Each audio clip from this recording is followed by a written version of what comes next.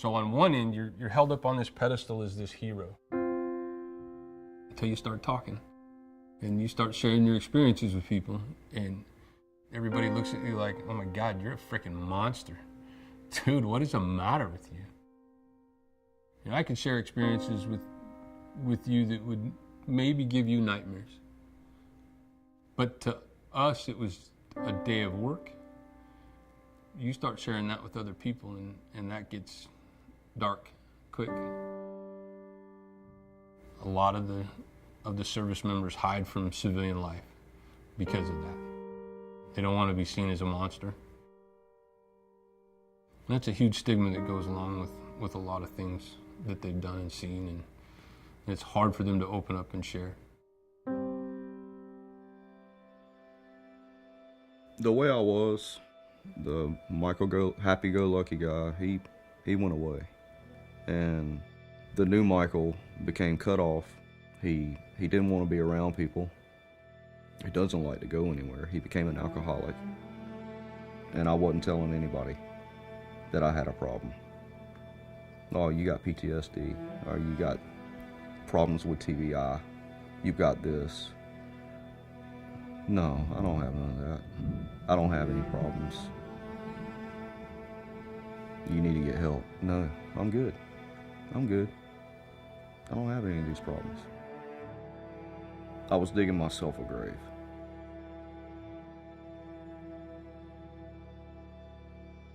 You hear about soldiers or Marines that, you know, they survive a horrible firefight and their buddies are killed, and then they have these guilt issues they deal with. And I think parents deal with that some too, because we would hear about Marines being killed, and so in Fallujah, so we'd be worried because you don't hear.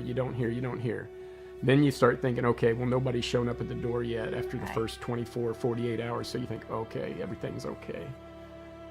And then when you do finally get that phone call or you get the letter, and it's like, oh yeah, he's okay, he's alive. And then the guilt kicks in. Well, somewhere there's a mom or dad whose son's not coming back. That's what, I don't know. Then you wrestle with the guilt, and it's like, am I a bad person for feeling good when I find out, you know, he's alive? There would be times we would wake up, or I know I would wake up in the middle of the night. I'd lay there and I would just have to get up, and sometimes I would just be writing him a letter, just as for my own. I think that connection to him. And I remember praying to God that I would hear his voice again. And I think that's where I always would use the word faith, but it's trust. You just have to trust, because you turn him over to God.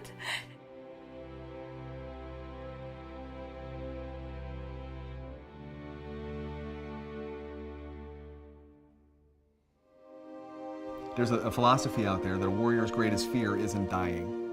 It's not being shot, it's not being killed. A warrior's greatest fear is being alone. We can handle anything. We're trained to do anything, accomplish any mission. Just make it happen. Will our ways through it. It's hard to do when you're alone. There's just no manual for that.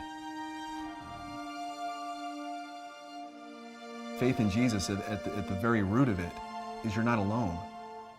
You know, there's hope. We're on a battlefield.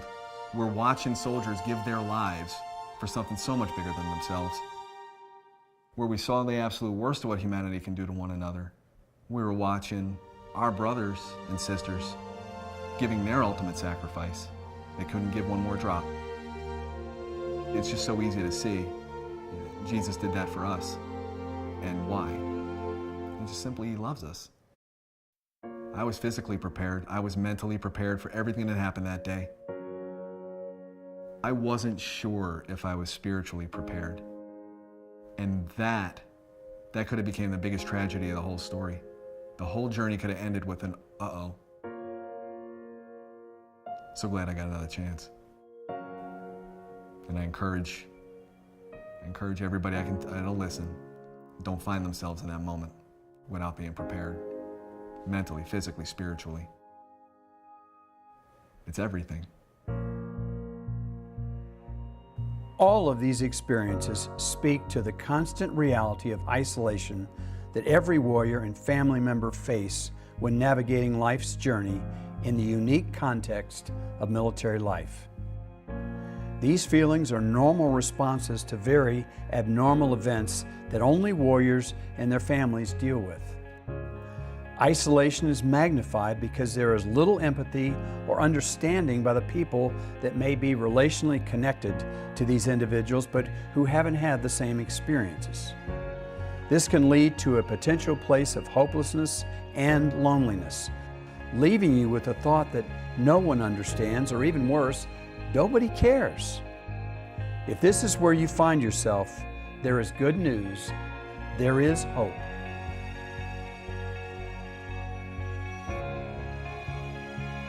Everything you've experienced in this story deals with finding direction and strength for your journey. This story is about discovering a journey with God that isn't based on empty rules or rituals. Living the life of a warrior is about living your life with integrity and excellence, even when you don't have the answers yourself.